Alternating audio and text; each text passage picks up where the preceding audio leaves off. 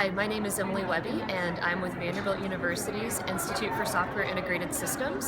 Okay, Emily, come over to me and explain what this video does. So this video is demonstrating the ability of an autonomous vehicle to affect traffic patterns when a majority of the other vehicles in this closed loop track are driven by humans. Okay. And these are regular, normal cars, nothing, run on gasoline and everything. And so if you looked at that red arrow that's following that silver looking vehicle, that is the autonomous car. And if you watch it, you can see how the human drivers start to clump up into like a congested wave.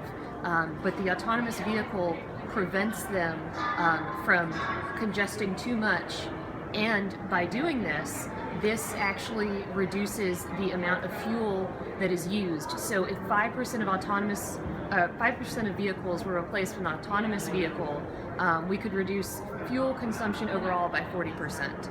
That is crazy, and that's just because you have those couple of autonomous vehicles in there. Disrupting these like waves of traffic.